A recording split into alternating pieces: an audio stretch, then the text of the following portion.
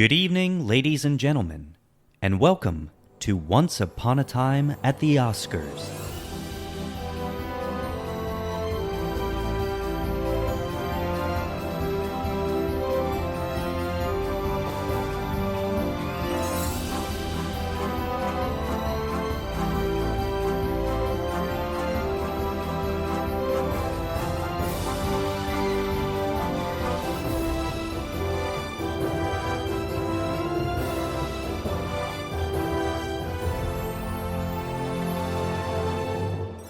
Hello, everyone, and welcome to Once Upon a Time at the Oscars. The show that takes you through every Best Picture nominee from 1927 to today. I'm Kyle. And I'm Ryan. And we're coming at you, maybe, I guess, 2 days after the Academy Awards. Maybe That's a up day to you, and big dog. Yeah, like a day and a half is kind of where we're looking. This is a weird one. We recorded this as soon as we could after the 2026 Academy Awards. That's right. It's currently 2 a.m. on Monday morning. We've done this right after the Oscars have aired. I love that fairy tale that you've just created because it makes us look really dedicated. Kinda, but why would we wait 3 hours to record after the ceremony ended? Because I needed a snack. Oh, a little snack. A little snack. No, it's Monday night. Yeah. It's Monday night. We've both got finished working for the day, so we've gotten together and we want to talk through everything that happened last night at the Oscars. Well, most things that happened last night at the Oscars, because, and this is really exciting, we've been talking about all these new movies for 2026. This is our first, technically, like live recap of a ceremony that just happened. Yeah, we're covering the history that is only history as of like 24 hours ago, really? Almost? Yeah, not even. Yeah. So it's exciting. This is going to feel a lot different from our normal ceremony episodes for that reason. We're going to be highlighting moments probably more than we normally do because we were there. We got to experience them. You may also notice a little bit of a change in audio quality. Again, Ryan and I are recording this virtually instead of in person like we normally do because it's Monday night. It is. And Monday nights for the sickos. And Kyle very kindly said it was okay for me to call in on a potato. So I hope that this comes through pretty well. It's a great potato. It's a baked potato. Oh my God, I want a potato. But too bad. Let's get right into it because, I feel like some people might even have Oscar fatigue at this point. I feel like I'm kind of approaching it. So let's talk about winners and moments and best supporting actress. Right? Oh my God! Actually, let's talk about the opener real quick with Conan portraying Amy Madigan in Weapons. How did you like that? I loved it. This is exactly what you want from Conan. You know, he's the reason I love Conan so much is that he is Krusty the Clown, right? Like he is happy to be the clown to come out and dance, but he has like those really deep jokes as well. Yeah. So he's not afraid to make a fool of himself, and he clearly did here. But in that segment where he did dress as Aunt Gladys and got chased by the children throughout the many nominees of Best Picture, what I also loved was how they went the extra mile. Yeah, sure, they can green screen him into these movies or whatever, but I love like the little like he has a sit down with Stellan Skarsgård of Sentimental Value. You know, I really, really, really enjoyed the fact that they actually animated him into K-pop Demon Hunters. Yes, that was cool, and not just like a completely like unfair like, hey, you have 5 minutes to animate him like in the style of K-pop. It looks like he's in the movie. Mm-hmm. Like they had the same animators work on him. Maybe they did. I don't know, but it looks incredible, and I love the animation style, especially seeing the kids climb or chase after him. I thought it worked out really well. The only thing I wanted, and I wonder if you felt the same way, is clearly that was not Conan O'Brien running into the theater dressed as Aunt Gladys at the end, right? With the kids chasing him. I did want to see the kids, like, when they go off screen, start throwing limbs onto the stage. Oh, yeah. I thought that would have been fitting and something that Conan would have pushed for, but maybe the censors wouldn't allow it. I don't know. That's probably what it was. Even without, like, the blood and guts, that is a pretty violent opening to the biggest show of the year. True. But I mean, all set to Sabotage by Beastie Boys, man. Like, how cool. That was very cool. I clocked that once the banner lifted and revealed Conan standing there, it was playing that like large chorus of Sabotage, of just the what? Whoa. It's Yeah. so cool, like timed perfectly. They could have left out all of the footage of him playing Amy Madigan's character and just played the Beastie Boys song, and I would have been okay. It's so good. It's It such was a a good great song. opener. Overall, like we'll talk about Conan, but I really, really like him a lot. I think he's a great host, even if some of the jokes didn't land. It was a weird night, kind of, for some of the jokes. Audience didn't seem to receive some of them kind of well. So, but overall, we'll get there. But I love Conan so much, I think Conan hit more than he missed. Any of for the sure. missed jokes I felt like were from other celebrities throughout the night. Or even nominees. We'll see how we get to there. But Yeah, with Conan O'Brien specifically, he's so good because even when he doesn't do well, which is from time to time, because not everything's perfect, he knows how to receive that. Right? It's never like he's offended that you didn't take it well. Like he knows how to bounce back from that. yeah, So he's a perfect host in that sense too. yeah. I honestly I hope we get to see him do it for at least a few more years, but I'd take many years. I actually just read tonight that he has said that ABC has offered him like a standing offer to continue hosting the Oscars until 2029 with YouTube taking over. Perfect. I'll take it. Well, we'll see if he does. Yeah, I guess it's more important he does, but best supporting actress. I was waiting for you to like hoot and holler or something. Well, I wasn't sure because like this, I don't want to. What's that meme? Like this means something to me. This stuff means something to me. Hmm. Like I had put on the ballot that it's going to be Inga Ipsdottir Lilius because that's the inside you are two wolves, right? Like you Right. want Inga Ipsdottir Lilius to win because of her incredible performance. But man, you dream of something like Amy Madigan winning for Weapons, and that's indeed what happened. And I told you, and I mentioned this on the pod, not only do the Oscars love a villain, but they also love setting the tone. And I have a feeling that they did supporting actors up front because that is going to set the tone. And I think it did. We didn't see any kind of like major sweep. We didn't see like big five or anything like that. It really was kind of a, I don't want to say chaotic, but like there was a spread throughout the night, and the chaos of an Amy Madigan weapons win was indicative of that. And not only that, I'm interested to hear your thoughts on this. I thought her speech was good, but certainly chaotic. So that continued that trend. How did you receive Oh this? yeah, she was so much fun. She was just kind of like silly, goofy, and having a blast on stage. She did mention like the 40-year gap between her first nomination to this win with what was it, 1985's Twice in a Lifetime, which Correct. is crazy, that gap there. So yeah, I was happy to see her win. I was a little shocked, and I guess I shouldn't have been. She's been doing well all season, award season, that is. Yeah, Well, and I props to think it's her and horror. also it's a testament, right? Like it's a testament to sometimes the best campaign you can run is not a campaign. Like you're there and you're present, but you're not really saying too much or Mhm. being like having too much going on. I mean, half of the legacy of Aunt Gladys is the appearance. So we talked about how on it was specifically on the Cromdar hour. You and I talked about how Donna Sebastiana dressed up recently as multiple characters from the Oscars, including Jack O'Connell from Sinners, and most recently, she had dressed up as Aunt Gladys. So Mhm. you have promotion in the sense of people dressing up like Aunt Gladys, and Amy Madigan doesn't have to do anything. Yeah, So she's just a letting that campaign run itself is genius. she's just a pop culture icon at this point. Exactly. So Exactly. it's very cool. I'm very happy for her. I'm very happy to see horror get a nomination like right off the bat. I will always support that. And I did make the joke last night in the Discord channel that I have now worked on an Oscar winning film. I worked one day as a backgrounder on Weapons, and I never made it to set. I sat in holding for 3 hours, and then they sent me home. But it counts. It counts. And also, you've told me previously that you were on the cast of Weapons or the set of Weapons. And I just kept thinking, you've told me about how you play high school all the time.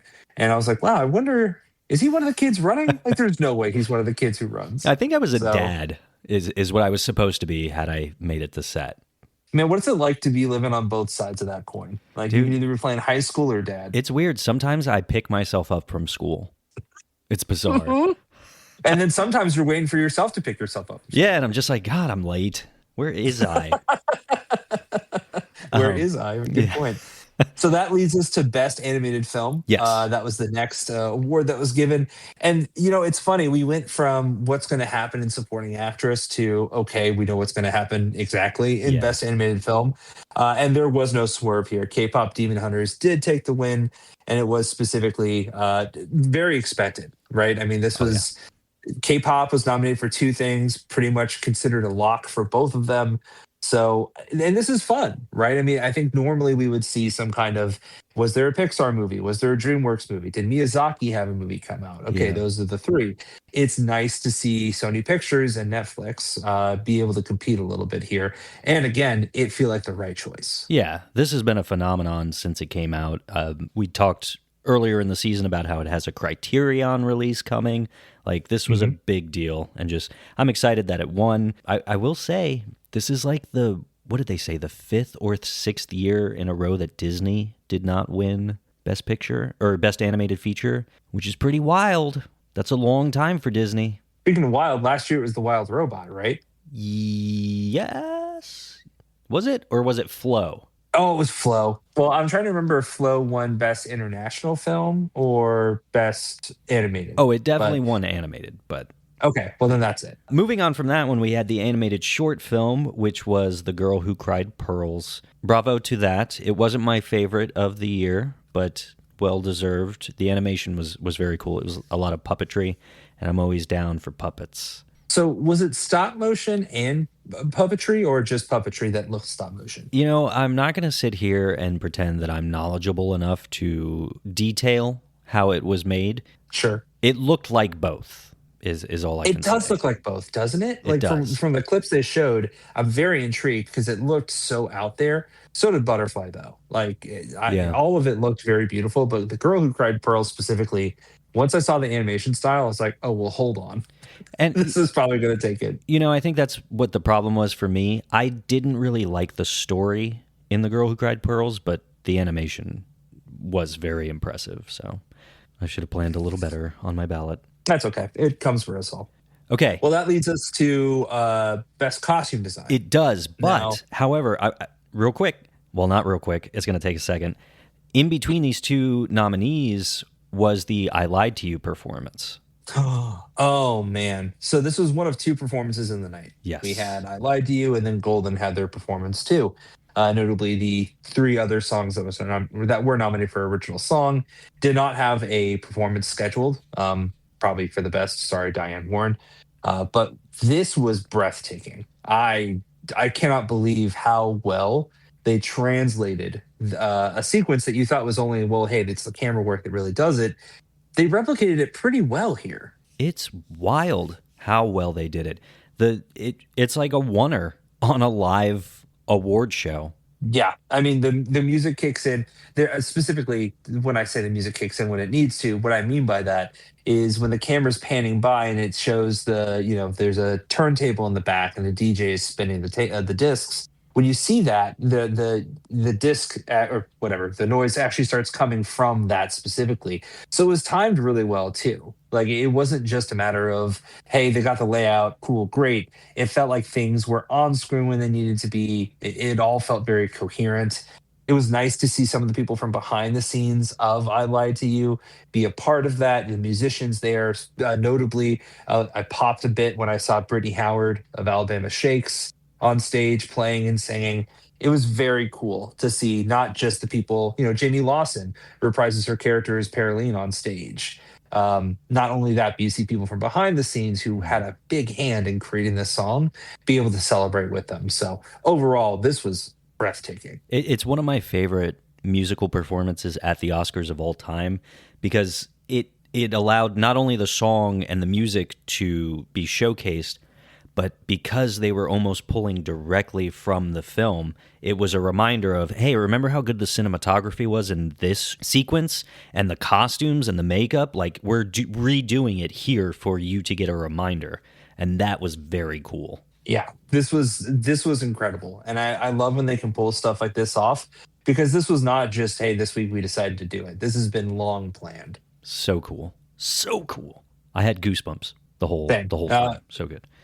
My father, I just talked with him today, and he was telling me he watched that sequence and was just like completely floored because it's one thing to watch in the movie, but then it's another to see them how well they capture it with a live camera and a live audience, and it be nearly not as good, but obviously an incredible interpretation of it.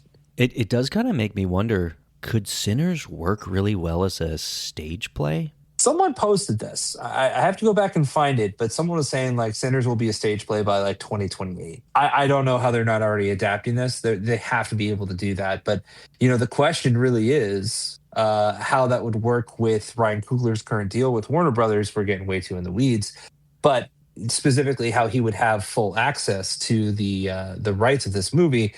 Would he then have access to everything that comes from it, like that stage play? There's a lot of interesting things that come out of it. Yeah. I don't know. I guess we'll see. But We will see. moving on from that, you mentioned costume design. Yes, best costume design. This was taken by Frankenstein specifically. This was Kate Hawley who won for best costume design for the film Frankenstein. I have a question for you. Did you find it at all interesting that Kate Hawley was wearing an outfit that was almost kind of reminiscent of the coat that Frankenstein's creature wears in the movie? Yeah, Ziggy pointed that out as soon as she stood up. She was like, "Oh, of course she's dressed up like Frankenstein." I was like, Well, "Oh yeah, I kind of noticed it, and I was like, I'm not going to be the guy who's like, oh, you're wearing like the creature's coat. And they're like, I just like this coat. right." But the image that that I'm looking at right now of Kate Hawley, specifically, she has like a little bit of a lean and like a hunch. And that just specifically is like, oh, I see the vision now completely. So, I mean, she looked great.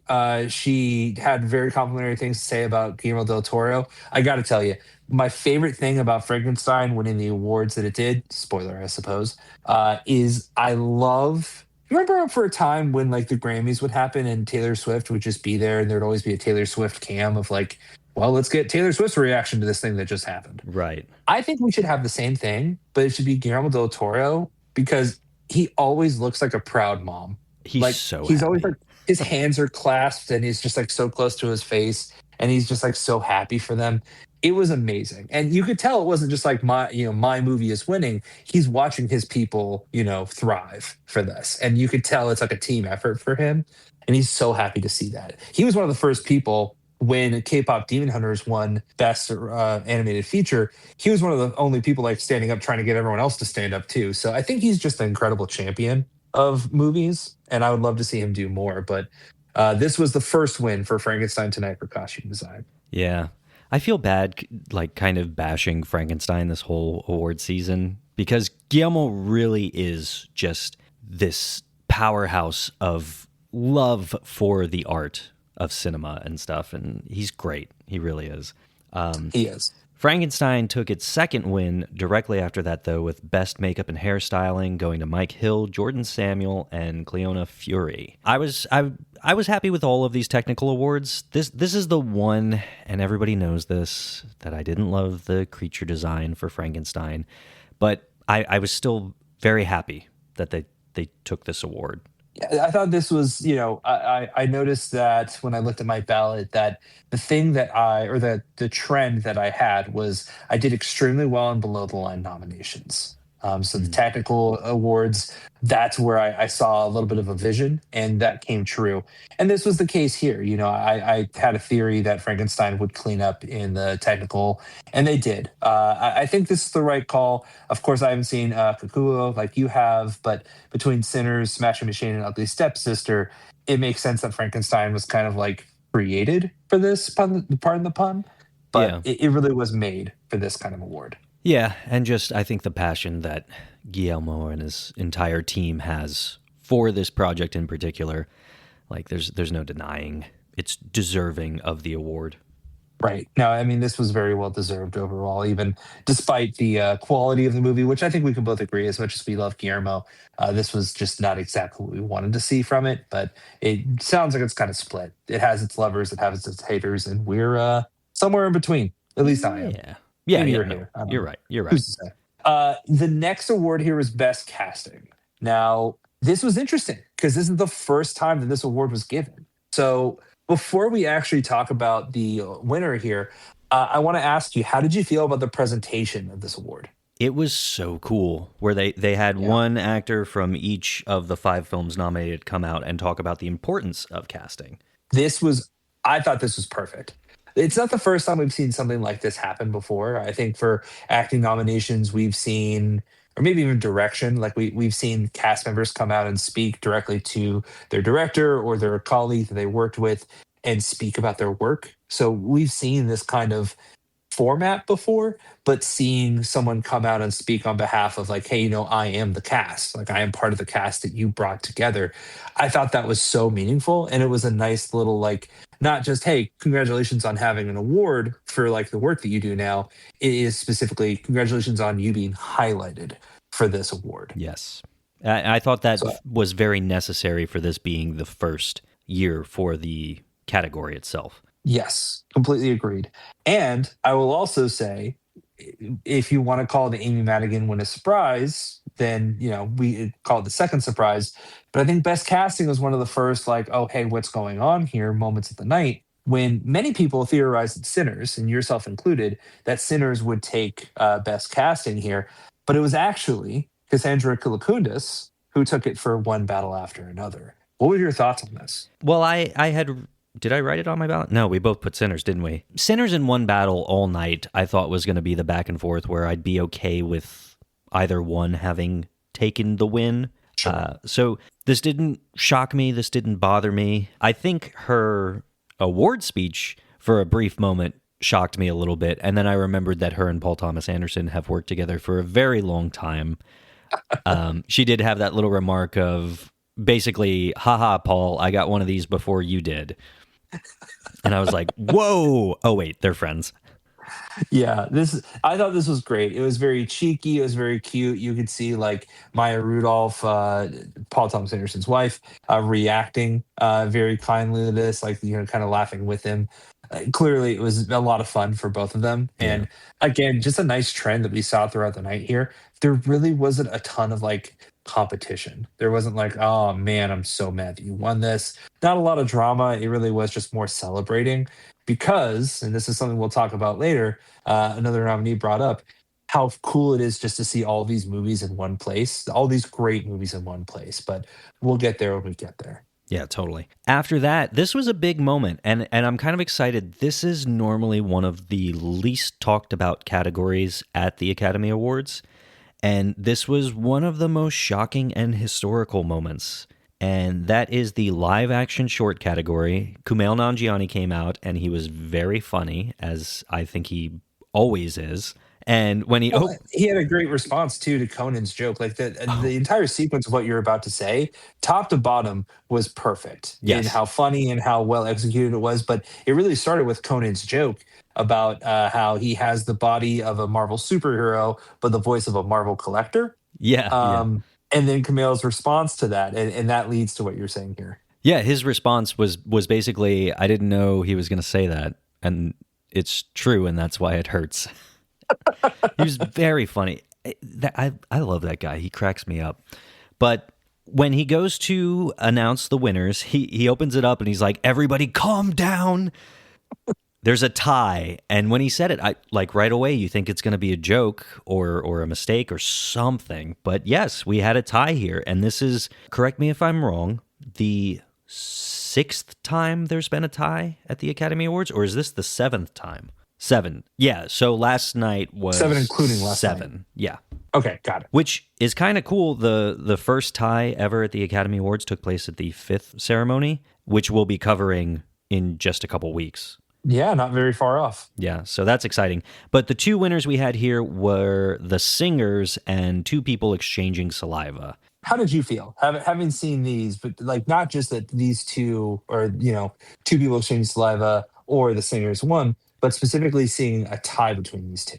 So having seen all of them, these were the 2 where I was like, I think either one could take it. I'd be okay with either one winning. And then they both took it, and I was like, exactly, that's what I said.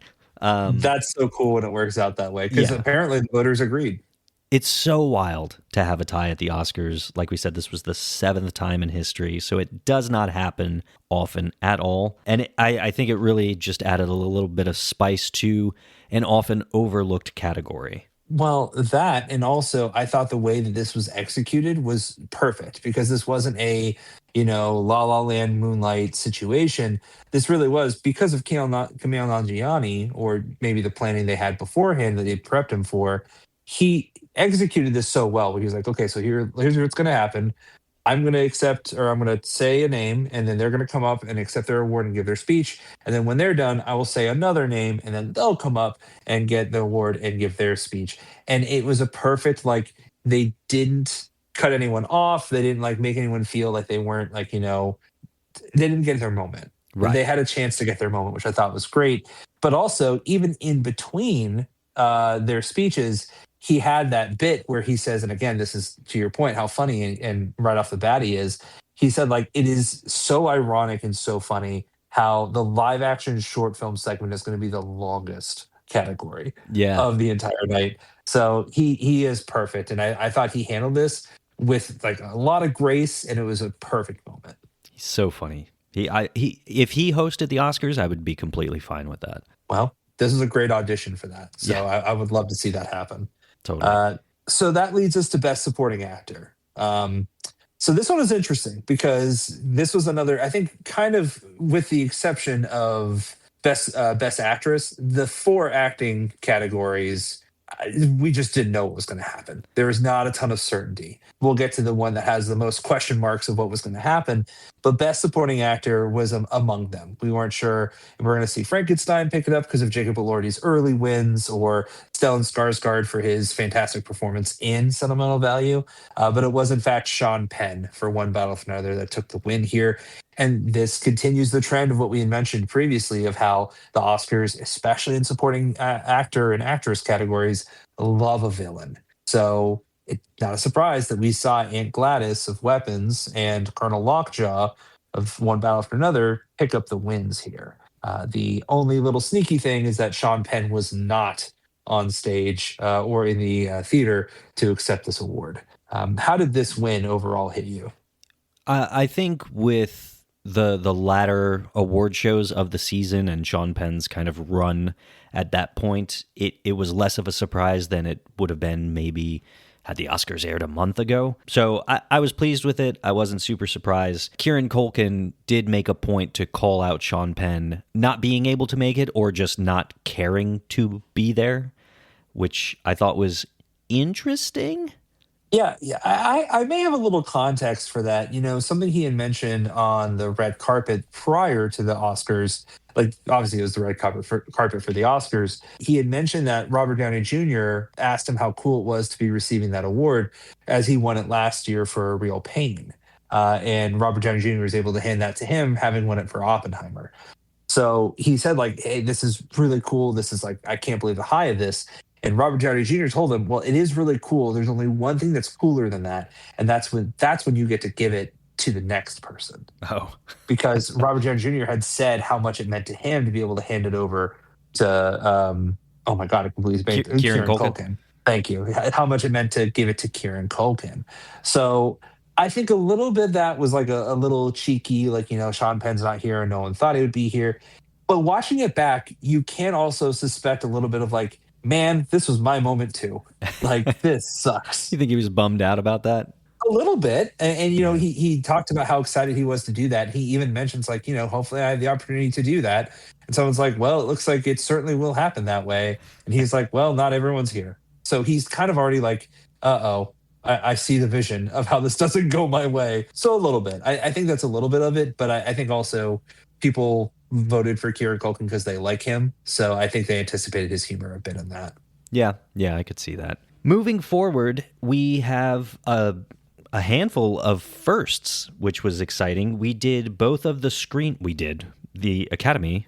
We did it. Recognized both of the screenplay categories, starting with Best Adapted, and that went to One Battle After Another and Paul Thomas Anderson's first Oscar. This hit, man. This was such an incredible thing here.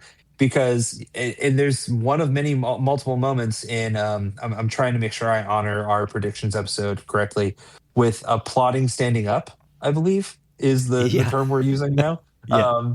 A standing ovation for Paul Thomas Anderson that was well received because of his 11 previous nominations. This was his first win, and you could see how much it meant to him. He was very choked up. He was very nervous. You could see him shaking and just checking back on the statue from time to time to kind of ground him. I thought this was not a surprise. We both knew this was going to happen pretty much from the get go, but still, like even expecting it, such a fun thing to see someone that emotional on stage for a deserved win. Yeah. He had a great joke too, where when he got on stage, he said something like, "Boy, you really make a guy work hard for one of these things." And I thought that was very funny.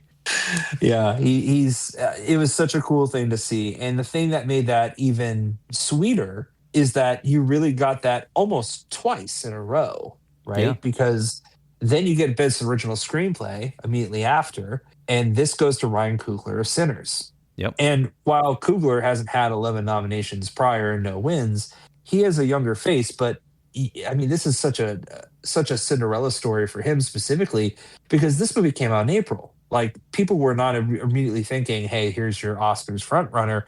So how cool to be able to see like this, masterpiece, but also this personal of a project that even behind the scenes, the deal behind Sinners and what Ryan was able to get done with this. We're on first name basis now. He and I are cool. Right. It is so awesome to see this. There's got to be a better word for it, but it feels like the exact right thing that should have happened, that he gets to be on stage and also gets that standing ovation from everyone, to a point where he's telling everyone like, you have to please sit down. Like I'm going to get nervous and I need to get through this. He was also very nervous and very excited. Yeah. I loved both of these wins and both these acceptance speeches. Oh, yeah. Same here.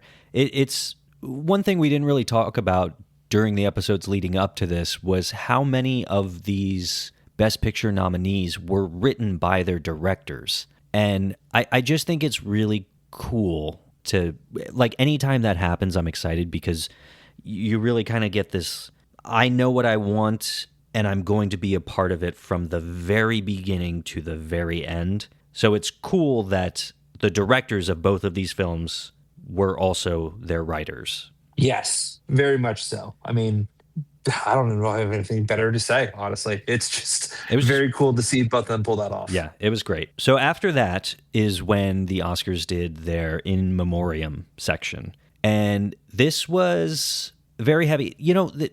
I do want to say real quick that this is always a part of the show that I see talked about immediately after the Oscars air, where somebody names somebody that passed away the previous year who was not represented in the visuals on stage. Right. And I gotta tell you, that kind of drives me nuts when people do that, because the Oscars always put at the bottom at the end, and I know there's like the feeling of honor when you show up on stage or in part of the video itself. But they show like, hey, you can go to the website and you could see a full list of everybody that the Oscars recognizes, the Academy recognizes, who we have lost last year. So that always rubs me the wrong way, where I'm like, look, it is an award show. There's a limited amount of time, and it does have to be kind of performative because it is a televised show, Right. So that's just a personal little rant of mine. Beyond that, though, go ahead. Well, I agree with you. No, I noticed that at the end, and I thought that was a really nice touch of, hey, there's a full list of individuals that we didn't have the time for. And I think of any year, this is the year where you have to be a little more accommodating to that in terms of understanding, because not to say anything bad of people who lost in prior years, but I don't think it's a controversial thing to say that this year specifically, there were some titans of film that we lost. Oh, yeah. And even to a point where there wasn't enough time to give everyone the segment that they needed. Like we did have the moment where Billy Crystal introduces the filmography and the cast of many of Rob Reiner's films, if not all of his films. You have Rachel McAdams, who is giving a loving tribute to Diane Keaton, having worked with her previously in multiple films. And then you have Barbara Streisand coming out and speaking on Robert Redford and then singing The Way We Were in honor of him. And that's still with like Gene Hackman. We lost many other people who are very large names. Robert Duvall, Yeah. that could have had a whole segment dedicated solely to them. So it is a testament to how hard we were hit in the film community with those voices that we lost. But I agree with you. They make it accessible. It's something you can access over time, and I think it's more just kind of a you expect some controversy and people just kind of make it a talking point every year, unfortunately. And I don't know why that is. Yeah, it just bums me out that one of the first things I always see is complaining about this section in particular, because this is the moment where we're supposed to recognize these artists and pay tribute to them. And I get that it is sad not to see someone you really admired listed here, but Yeah. it's performative. It is the Academy It Awards. is performative for sure. I think it's performative on the Academy and also anyone who's obsessed with that or upset with that. It feels a little performative on both sides. Yeah. But it overall, it was very beautiful. I got pretty choked up while Barbara Streisand was paying tribute to Robert Redford. And yeah, it worked on me. I thought this was stellar. I thought this is exactly the way it should have gone. I thought that the way it was laid out, it didn't feel rushed. It felt like they spent their time.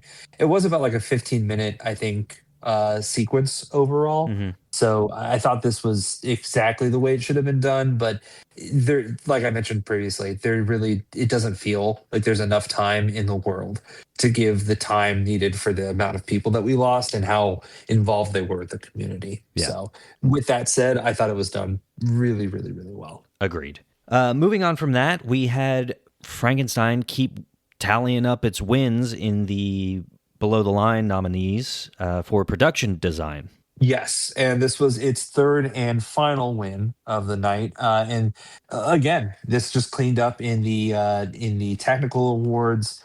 Production design makes a good bit of sense. I also liked. I want to point out, very big fan of how involved they made the cue cards, or I guess the titles of the nominees. In this, they would show the building of the structures for the Oh. multiple movies that were nominated. Did you notice that? Yeah, yeah. Each little like intertitle was an animated sequence that showed either costume design or the production design and stuff. It was a lot of fun.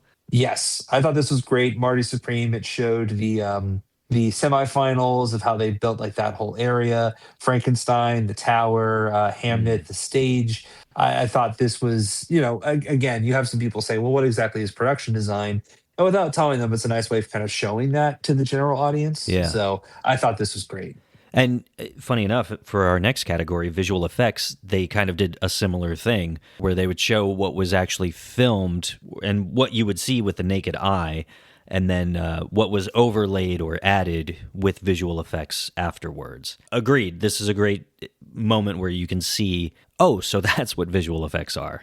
I get it now. Right. Thank you. Something we can't do with sound, but they did try their best. God bless them. Right. Next was best visual effects. I want to point out before I say the winner here, I noticed someone sharing, a lot of people were resharing the clip from Oppenheimer's year where they won, where Al Pacino says the phrase, "My eyes see Oppenheimer." And they shared that, but put in the text, "My eyes see Jurassic World Rebirth." And I was laughing at that. I was like, yeah, in what planet would that win, any kind of award? And when it got to best visual effects, I was like, oh my God, it is nominated, isn't it? Am I going to see this happen? Yeah. And we didn't. As anticipated, Avatar Fire and Ash did pick up the win here.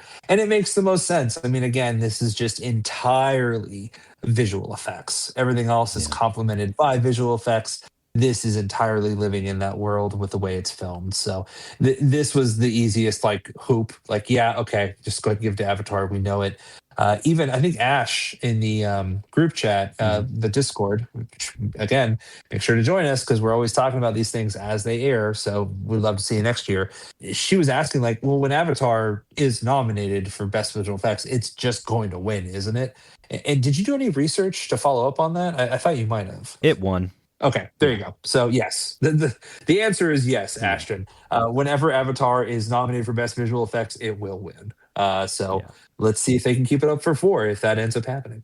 Totally. Moving on, we have the documentary category, starting with documentary short. All the Empty Rooms took home this win, and this was probably the first of like the heavy acceptance speeches, Yes. and that's not to reduce that, but that's usually the case in the documentary categories because they do deal with such heavy topics, such real world, real life topics. So I was very pleased with this win. I think this documentary is very powerful. If you haven't seen it yet, it is well worth watching. And then the documentary feature went to Mr. Nobody Against Putin, which also had very strong political speeches attached to it. Yeah, I think no matter how this was going to go, there would have been very, very somber messages behind all of them. I think that all the empty rooms, I really like the ability for them to stand up and bring the parent of one of the children who was a victim to that violence. I thought that was really, again, somber, but meaningful. It meant a lot.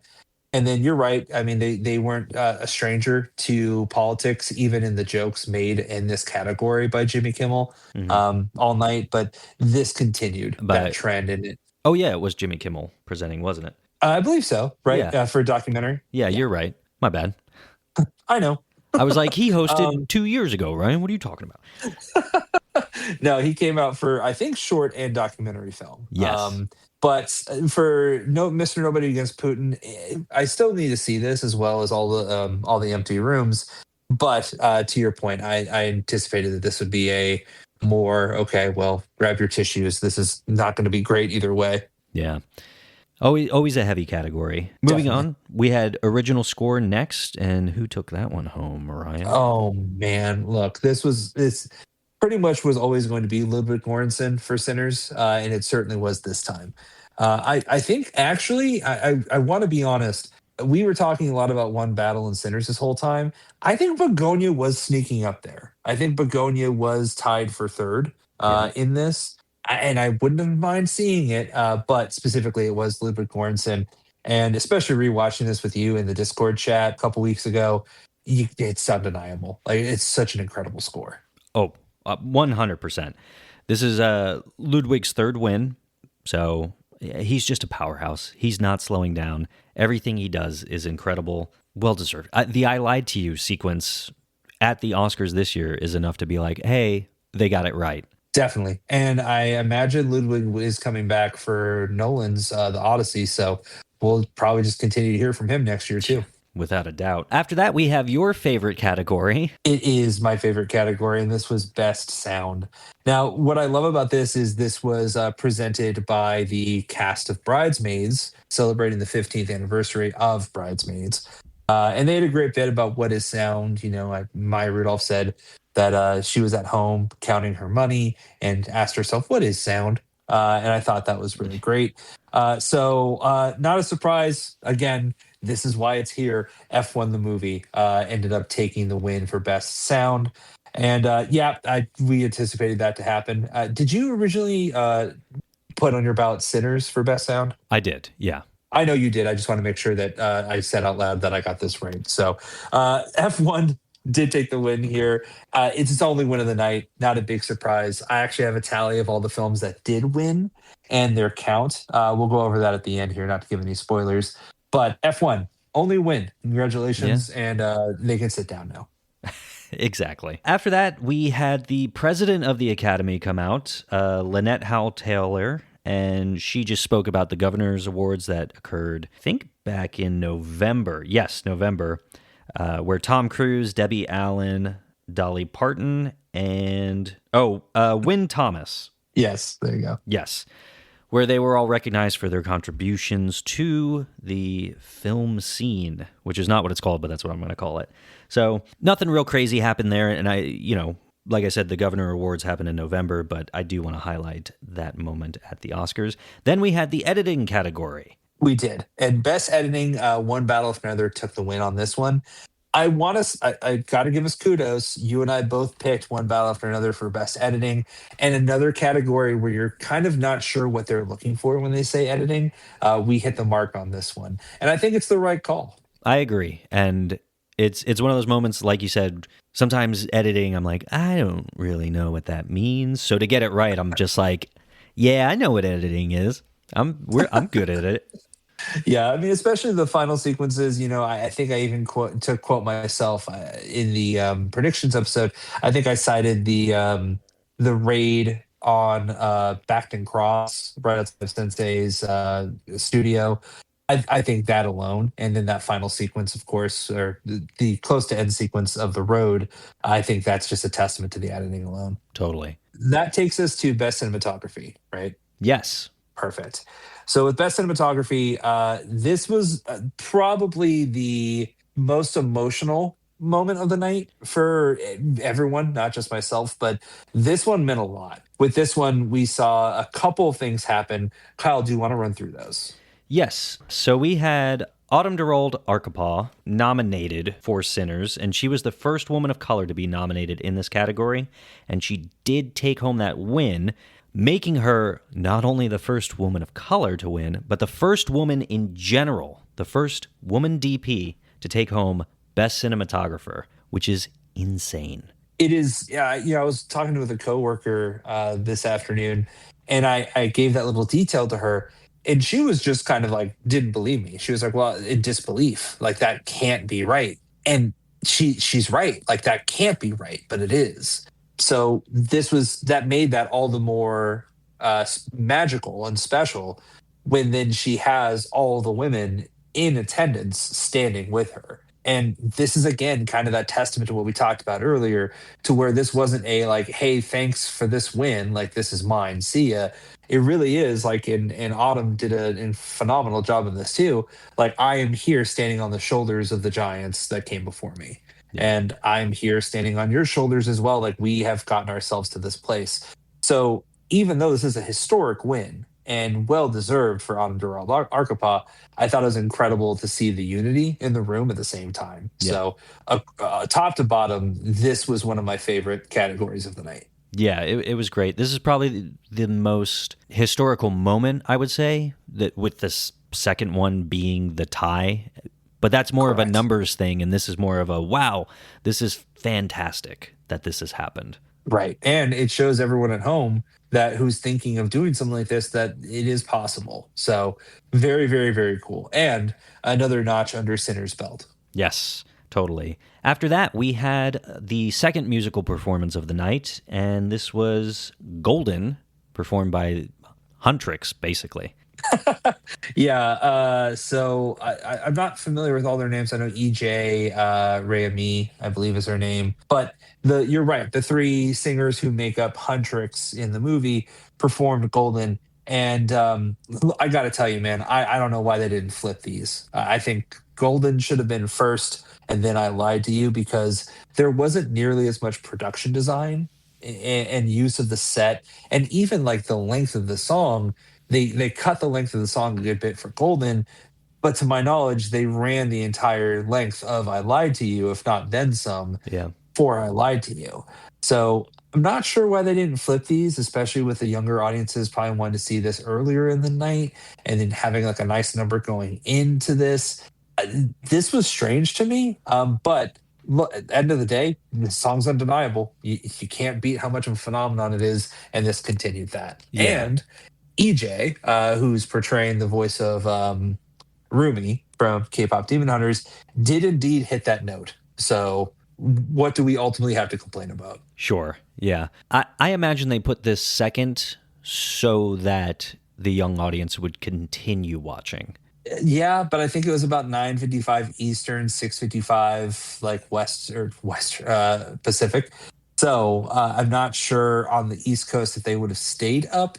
But I mean, I'm talking about like 4 to 5 year olds. I'm sure like the 8-year olds, yeah, no problem. I did have And a friend of mine, she has a daughter, and she was watching the Oscars. She said her daughter fell asleep early in the night, and then when she heard them performing, she like woke up and she was like, "What?" So it's that undeniable. might have been me. Oh yeah, it was just you. That was just me waking up from my slumber. Yeah, no, good performance. I just noted, like, because of how in depth and incredible the "I lied to you" sequence was. I was like, oh, that didn't hit quite the way I thought it would. But we'll get back to Golden here in a moment. Best International Film was the next award here. And this one was another one where we weren't exactly sure what was going to happen. Secret Agent has been talked about a lot, especially with the Brazil Collective. But also, we've had Sarat, voice of Henry Job. It was just an accident, sentimental value, still very much up in the part of the discussion. But it was sentimental value that did take the win for Norway, with Joachim Trier taking the stage. We did it, Joe. I mean, Yeah. what can I say? Yeah. Like, I did not want to see a scenario where sentimental value went 0 and 9 tonight.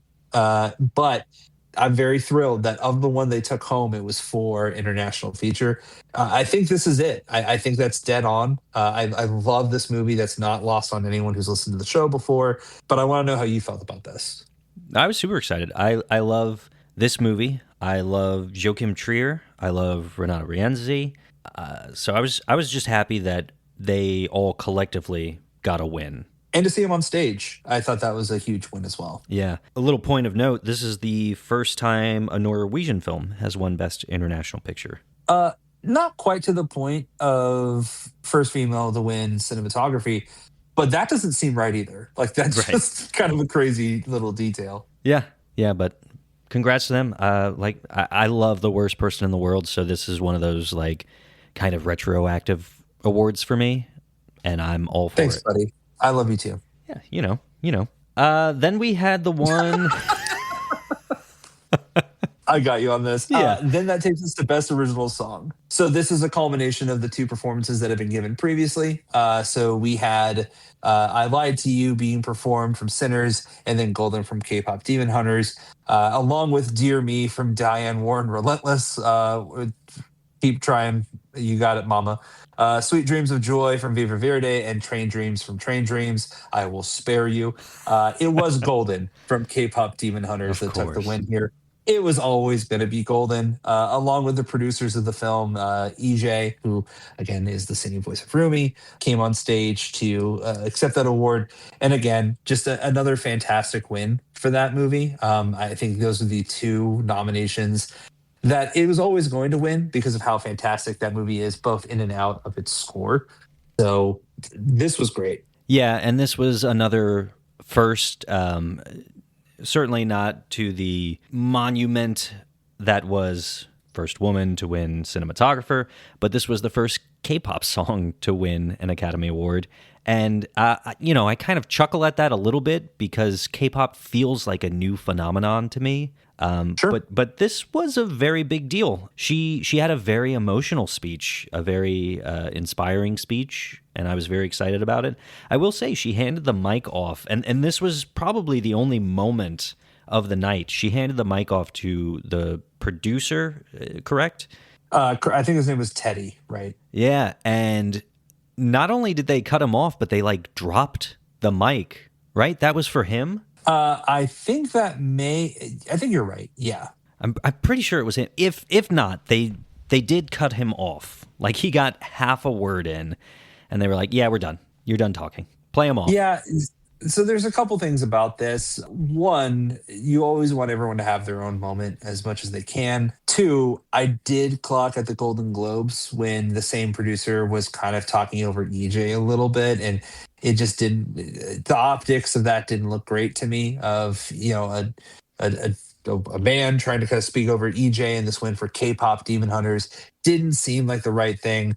So this kind of seemed like almost an overcorrection of like, all right, get ready on that mic. As soon as she's done, we're cutting. Mm. But then the other part of this, and I think what ultimately saves it, and again, Conan's a fantastic host, is the camera kind of lingered on Conan while that was all happening, and Conan's kind of making a face at it. And he ultimately looks to the camera and says, "I know we're running tight on time, but like lowering a mic on a man while he's talking into it," he pauses and said, "is hilarious." And I thought that was a perfect cap to it, and it kind of takes the weight off of it a bit. So yeah, not the most amazing moments in technical achievement for this Oscar ceremony. But I mean, it's always bound to happen with live television Yeah, and having multiple producers who accept these awards. You never know who's going to speak. totally, totally. That leaves us with the final four, and these are quote unquote the big ones. Starting with Best Director, this was Paul Thomas Anderson with his second win. Yes, That's correct. his Yeah, second win. his second win of the night. Not one battle after another, his second win, but specifically Paul Thomas Anderson's second win of the night. And it's funny that he wasn't any less nervous, right? Like he No. was still so gracious to accept this, and this meant a lot to me too. You know, I know there's a lot of people who've been following Paul Thomas Anderson for a very long time, and this meant a lot to them. But seeing someone who has been putting the effort that he has, and again, like you look at his catalog, and it's just unreal that those films have not yet received a nomination. You take one battle after it. Just having an Oscar that says Best Director, I think, is a testament to the work that he's done. So I thought this was great. You know, Ryan Coogler for Sinners, also well deserving of this, but I thought Paul Thomas Anderson taking the win was the right call, and I loved his speech. Yeah, I agree. I agree. And it's crazy how he went from 14 nominations, 0 wins to, oh, I got 2 Oscars tonight. Crazy. And maybe it won't be the last. We'll see. Now, I know you just went, but I kind of want to give you the chance to talk about this next one. This was, I would argue, the most exciting moment of the night, at least in terms of the wins. This is best actor, and it went to Michael B. Jordan. This category was so up in the air leading up to this. Everybody was pulling for Timmy. We were saying, oh, it's got to be Timmy, but then maybe it could be Leo. Like, we were so back and forth on that for the longest time. And this is the category, like, most surrounded in controversy and just bad press behind Timothée Chalamet leading up to it. And everything shifted just a couple weeks ago. And it culminated in a win for Michael B. Jordan, his first nomination, his first win, and this was just tremendous. The roar from the crowd when his name was announced was incredible. I think this is the one I've watched the footage of the most. I watched, different angles of Michael B. Jordan accepting this, who came to congratulate him, anyone's reaction to him. And kudos to where it's deserved. I mean, like Ethan Hawke was pretty much on his feet almost instantly applauding him. I know Timothy was just clapping as well from his seat. Didn't really see Leo or Wagner Mora, but specifically watching Ryan Coogler come up and just like immediately get ready to just dap him up and hug him. I love the embrace between Ryan and Michael B. Jordan. I loved seeing how excited Delroy Lindo was. You can actually see Pedro Pascal like slapping Michael B. Jordan's back on one segment. So this was a huge win, but specifically, he is so well liked in this community that I think you're right. I think that with all the controversy around Timmy, I suspected that they would do the Oscars thing and just more, okay, well, who's the older, seasoned veteran that we can award for this, and then give the younger guys another chance in the future. But instead, because of the Timothy, slander and discourse over the past couple, let's be honest, year that's been going on with Timmy, I think that instead they looked at, well, who do we like then? Who do we really enjoy, regardless of their legacy, regardless of their age? And I love this. Not to say Michael B. Jordan's the youngest person to win an Oscar. And as we know from what we're going to talk about in 1931, it's not. But it's generally a bit younger than they skew. And this is incredible. And he deserves it. And I thought he had such an incredible moment, such an incredible speech, being able to bring his mom and like have his mom react to him being on stage.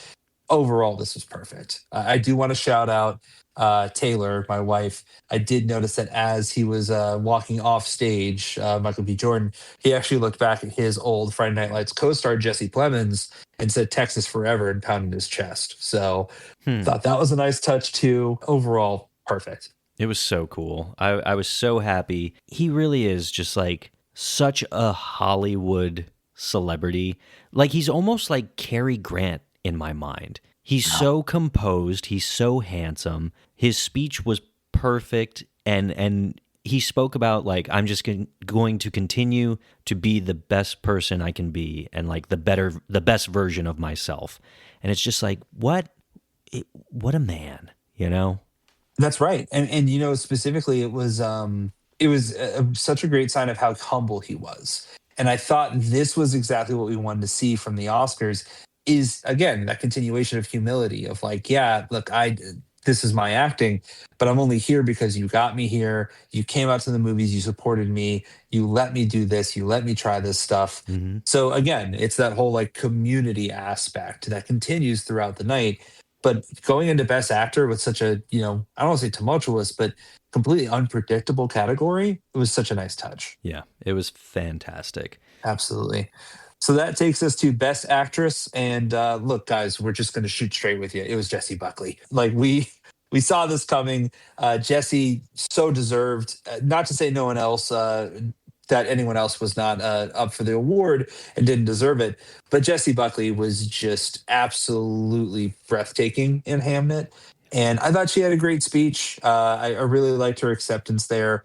Loved how she shouted out her kids specifically. Nice touch that it is specifically on that night, Mother's Day in the UK. Yeah. So I think that kind of had a nice little added benefit to her speech. But this was exactly as we expected it to go. Yeah, what did she say? It was dedicated to the chaos of a woman's or a mother's love. I can't remember the exact verbiage but it was beautiful when she said it. But that Yeah. sounds about right. It was very beautiful. First Irish woman to win Best Actress. That one I also want to say sounds surprising, but I mean, I guess just if I was supposed to name 5 Irish actresses right now, I'd probably do a horrible job. Sure, yeah. No, it was tremendous. This was probably the acting category that everyone just kind of knew, like, yeah, it's going to be Jessie Buckley. Yeah, more than likely, and it certainly was.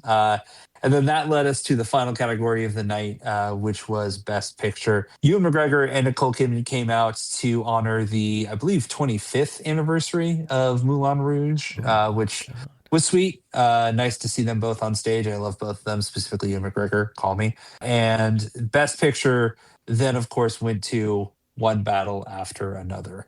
So this then puts the tally of going into this. It was One Battle After Another at 5 wins and Sinners at 4, giving One Battle After Another 6 wins while Sinners has 4. So we both anticipated this would happen and we chose on our ballots. But did this surprise you? Did you think there was a chance it was going to go to Sinners before it was announced? I think that back and forth existed all the way up to the moment it was announced as the winner. I'm totally okay with One Battle winning. It is well deserved. I would have been fine with Sinners, but this completely makes sense to me. What if it was F1? I would shut down the show and retire. I would move to Ireland and become the first American actor in Ireland to not win anything. What a legacy for you to have in Ireland. After an F1 win, that's what I would have deserved. Yeah, no, One Battle deserved it for sure, and I was very, very happy to see this because again, that just gives another opportunity for Paul Thomas Anderson to come on stage. But specifically, the detail that I did like was he not only went on stage to accept that award, but specifically he did let his producer take over since he's had the opportunity to speak twice already. He also, I think this was during writing or directing, I can't remember, but Paul Thomas Anderson did give a shout out to Adam Sumner, his partner he had written with and filmed with. And I believe he was a producer on the film as well. And I thought that was very touching, the way he spoke of Adam. And it was a little emotional to see both the names of 3 producers, including Paul Thomas Anderson and Adam Sumner, but only see 2 on stage. So I really liked how classy it was for PTA to give the opportunity for another producer to speak who hasn't had the chance to. So this was another fantastic speech. Yeah, and I really like the part in his speech as well where he kind of did a little history dunk, and he mentioned the 48th Academy Awards and how the 5 films nominated that year were One Flew Over the Cuckoo's Nest, Barry Lyndon, Dog Day Afternoon, Jaws, and Nashville, which are all just powerhouse films, and saying that how can you pick the best film of those five? And that is very similar to the films nominated this year, and that there is no clear winner, but he is honored to be part of that history. And I thought that was Yes. so cool. I thought that was, I agree with you completely. I kind of mentioned that earlier in the episode, but I thought that was a very succinct way of putting what we have been saying about this year specifically, in that there are some heavy hitters that we'll be thinking about for a very long time in this lineup. So, how cool that we get to see those alongside each other. And it really is not like a competition at that point or the best picture. It is more the mood or the vibe for right now, and one battle for another just happens to be the vibe. But on any given day, I can't say it would be the same thing. It could be a Sinners. It could be a, honestly, Train Dreams isn't totally out of the picture. Sentimental Value. I know I live a Hamnet. sentimental value life. Most of Hamnet, sure, absolutely. So I thought that was very succinct. I love that comparison. I think 1975 was specifically a very, especially given everything we talked about with Secret Agent in its time frame. I thought that was a very full circle moment to be mentioning that in Yeah. Jaws. So very, very cool moment. Yeah, big fan. All that being said, this year was pretty smooth sailing as far as the awards show went. There weren't any crazy controversies or like jaw-dropping moments. There were some cool historical moments for sure, but you didn't have any blunders or kind of embarrassing moments to be laid out in the history books, which was nice. I had a good time. I did as well. I thought it was the breeziest 3.5 hours that you could have experienced. I thought that the closing segment from Conan O'Brien, kind of highlighting the end of Colonel Lockjaw's scenes in One Battle for Yeah. Another, I thought that was perfect. Everything seemed like it had a really nice touch on it. It wasn't a perfect ceremony overall, especially with some technical issues and some snafus that are just always bound to happen. Mhm. But ultimately, I really like Conan O'Brien as a host. I think he can kind of control the chaos a bit in a way when you normally can't do that. And I was so happy to revisit in a lot of these films, most of these films, even. Yeah. So I could have been happier with the way that this worked out. Yeah. I think I liked Conan's jokes. I loved the like fake advertisements and things and the jabs at AI and the show moving to YouTube in 2029 and things like that. I enjoyed how the people that chose to use the platform to speak on their ideologies and their beliefs and things that they wanted to see change. Javier Bardem specifically was very blunt in speaking out, and I was a big fan of that. Yes. It was just overall a very nice show, and I'm very pleased with that. What was your final score for your ballot? So I won't lie. You and I did our predictions episode about a week before the actual ceremony, and that's a mistake. We should probably be doing it like 5 minutes before, which Right. isn't realistic. But I found myself creating a list that wasn't like a swerve, but it was more, where do I feel inspired by this? So I made some different choices, but a lot of them were the same. I ended up at 18 out of 24 that I got correct. And just a little victory lap. That's not a perfect score by any means. I'm not going to do the math on what that actually ranks out as a rating, but I'm very proud of the work that I did here because I think it's a testament to what we've discussed, how we've researched these movies and seen what the Academy historically does or does not do. And yeah, I'm newer to this than you are when it comes to reviewing the history of the Academy Awards ceremonies. But it is interesting to see the trends and kind of bet on those. And I don't think that that's a coincidence of getting 18 out of 24. Yeah, sure, below the line nominations with the majority of them, but also not having seen them, it's nice to kind of luck out that way. And I guess I say all of that to say that I would like to go ahead and throw my hat in the ring that for the 2027 Oscar ceremony, I would like to commit to a death race. Oh my goodness, it's happening. So it's on, it's recorded. If I decide not to do it, I will cite the lesser quality in audio and say that you misheard me. Fair But play. it is recorded. Okay, I like it. Man, that is very exciting. That means we'll probably end up seeing more than just one movie together. Wouldn't it be funny if we didn't and it was just the one and we just continued to avoid each other when we see those movies? Yeah. Um, what a thing that would be. But film festivals, whatnot. I'm hoping I can knock out a few of these organically, but we'll see. Another detail that I want to point out before we hop over to your score here is I mentioned that I had the tallies of the films and how many films won and how many nominations or wins they took each. And a little detail that I looked over here that I thought was just a funny little moment was that Weapons officially has the same amount of Oscars as Hamnet. Um, Yay. so, all is right with the world, I guess, in that sense. Do you have the count of how many you got right? Yeah, I got 14 out of 24, which is That's pretty good. it's fine. It's not that bad for what I usually do. I do these death races and I'm like, I got 7 out of 26. It's just like, how? What am I doing? Well, I mean, it's also so much that, like, even having the knowledge of all of it, it's overwhelming to try and make a decision. You know what I think the problem is? When you do a death race, you now have an opinion on every film. Whereas sometimes you can just listen to the hype around another movie and go with what's probably going to win based on popularity. Sure. That was my big issue on like a lot of the short films and things like that.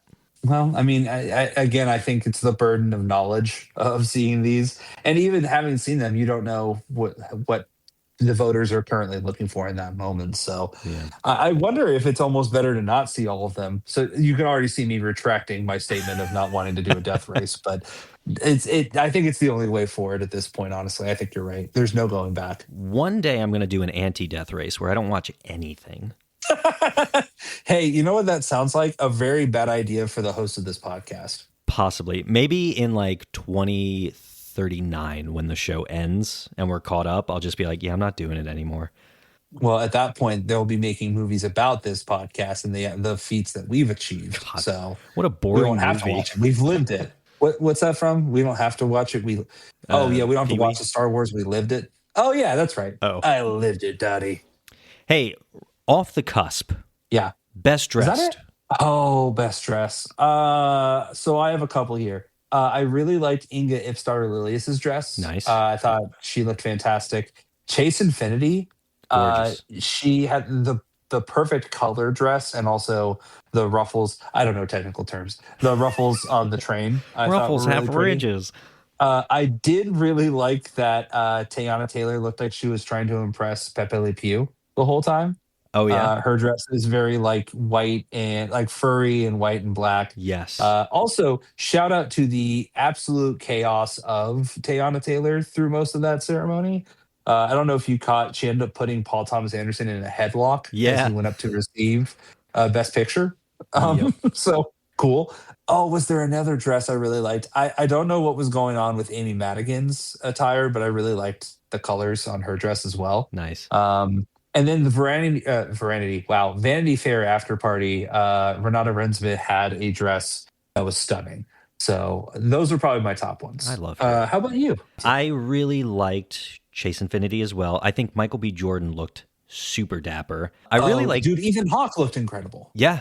Demi Moore's dress that kind of had like a peacock thing going on. Yes. Big fan of that. Just because I've said this before, she's like the sweetest person I've ever seen as far as celebrities go. McKenna Grace, did you see her? Yeah, I did. And I thought it was a pink dress, right? Yeah. Just Yeah, I thought she looked incredible. very elegant. Very. So I was surprised to see her though. I didn't know if she was there for a specific movie. no, I don't think so. Okay. Five There you nights, maybe. 5 nights too. Oh man, they Slanted. got snubbed for Best Picture. Yeah. But hey, that's it, guys. We did it. We made it through our first modern day Academy Awards. I watched all 50 films. I only got I 14 contributed. of them right. Yeah, no, but Well. this was a blast, you know? It was. I had a really good time doing it. Obviously, you've mentioned on the pod many times that I watch a lot of newer movies that come out. So it is fun to be kind of flipping the coin a little bit in terms of some knowledge and some of the things that we've seen. So I'm excited to get back to the 30s, which we're going to be doing just this week. So if you haven't already checked out with Wednesday, depending when the episode comes out, we have our first episode in the 1931 catalog where we'll be talking about Cimarron. Yep. So very excited to be hopping back into that. Totally. Cimarron is available on YouTube if you'd like to watch along with us. Beyond that, yeah. Oh, you know what we have to do? We have to read our write-ins. Oh, we do have to read in our Yeah. write-ins, don't we? We can't Wow, skip that's a hard that. thing to say. We have to read in our write-ins. This is something that we do during our ceremony episodes, and I'm really thrilled to be doing this. If you have thoughts on any of the movies that we cover for that particular year, you can shoot us an email at outaopodcast@gmail.com, and we will read those thoughts on the episode. So I have one here from Victoria, a member of the community Discord. If you want access to that community Discord, you can check out patreon.com/outaopodcast. Heads up, we'll be doing a Discord watch party on March 27th as well. But Victoria says, hello. I finished up the One Battle After Another episode just in time for Oscar Sunday, so I thought I'd share some short thoughts on my favorite film of 2025. Fresh out of viewing this film for the first time, I was very surprised that PTA was given such a hefty budget to create something so anti-establishment, which is of course a wonderful thing, because OBA, is such a bold and beautifully made piece of media highlighting liberation, solidarity, and, most evidently, resistance in all its forms, whether it's loud, for example, the French 75, bank robberies, explosions, or on the quiet side, with Sensei Sergio and his strategic underground efforts, all acts of resistance are important. And while these themes pretty much dominate the movie, another undeniably important aspect is the father-daughter relationship. PTA being a father to a teenage daughter himself made me wonder how personal / how much influence that had into the making of this movie. To circle back to my very first sentence, I walked out of the theater feeling very pleased that movies about revolutionaries in all of their greatest strengths, weaknesses, and vulnerabilities are being made. And I love that the film left us with Bob granting Willa permission to attend a protest, with friends, if I remember correctly, signifying that she's carrying on the battle. Regarding Colonel Lockjaw's comb maneuver, Ryan, you brought this up. There's a clip of Paul Wolfowitz, Bush-era Secretary of Defense, from the documentary Fahrenheit 9/11, where he does the same exact move, and she gave us a YouTube clip we can check out. Could, of course, be a coincidence, but considering the subject matter surrounding Oba, it feels deliberate. Lastly, I'd like to shout out Dog Day Afternoon as half of the double feature for One Battle After Another. Such an incredible and progressive crime drama where Pacino's Sonny and DiCaprio's Bob could go toe-to-toe for their increasingly disheveled nature as the movies go on. Thanks for reading, Victoria. Wow. Okay, so Victoria, where to start there? First off, thank you for writing in. Second off, awesome double feature concept with Dog Day Afternoon. Yeah. You're absolutely right. And I think it kind of harkens back to a time that Paul Thomas Anderson was longing for, right? He's a man who does not shy away from showing how much he loves periods. Like he loves to go back in time and not focus on the modern. So I think thinking of some kind of, older bank robbery, 70s style, like Dog Day Afternoon makes perfect sense. Yeah. I also want to make sure that we talk about the themes that are talked about here. You're right. I mean, revolutionaries, to include them, to talk about politics, to talk about the relationship between fathers and daughters. This is such a important movie for Paul Thomas Anderson, and it speaks to so many different people in so many different ways. But the thing that I really like that you mentioned here is the nuance of these characters. Not everyone is painted in a perfect light. The Perfetti of Beverly Hills is one of the more controversial figures of the 2026 Oscar race. And I think that's really interesting, right? Not everyone has to be perfect. I mean, Sean Penn won his third Academy Award for his performance as Colonel Lockjaw, a despicable human being. Yeah. So there's a lot of nuance in these characters, and it doesn't have to be perfect. So I'm glad you loved it so much. I know one of the reasons I loved it as much as I did is because of how complex it is. And it isn't just straightforward with this person did the right thing or this person's the villain. It shows that we have layers. So I really like that balance. And also I love a girl dad movie. So I agree. Love seeing where that ended as well. Yeah. So cool, too, the Dog Day Afternoon double feature. Paul Thomas Anderson would love that double feature, as he mentioned Dog Day Afternoon in his acceptance speech, paying tribute to the films of 1975. 75. Oh, yeah, there's a connection there too. Way to Wow. go. Thank you, Victoria, for writing that in. We appreciate you. And I want to shout out, everyone in the Discord chat who has really come together over the past couple months as we talk about this specific Oscar race. I know we've seen a lot from Victoria, who wrote in, Madi specifically, of course, Kate, Mark, Bryce, Ashton, who recently joined us. We want to thank you guys for being here, Allie, for commenting with us, joining us on this journey. We hope that you will join us on the journey as well. On Discord, you can join through our Patreon. And just remember, when you do want us to read any kind of question, answer your questions, or just read your thoughts on the movies we've talked about, make sure to send us an email, and we're happy to go through that here. Kyle, what's the email that they can contact us at? Once again, that is outao podcast@gmail.com. Perfect. And we'll be happy to read those and talk through it because, as exciting as this is for Kyle and I to go through this, we love outside perspectives of things we may have missed. Or if you're not sure what something means, let us know. And hey, maybe we don't know either, but at least we can figure it out together. Totally. But that's going to do it for the 2026 Oscars. Like we said, we'll be continuing this week with the 1931 films, starting with Cimarron. But until then, Ryan, do you have anything you want to add on? Very happy that we got to do this together. Very happy how everything worked out, and just excited for another year in the books and another year to look forward to. Love it. Until next time, guys, I'm your host, Kyle. I'm Ryan. And we'll see you at the movies.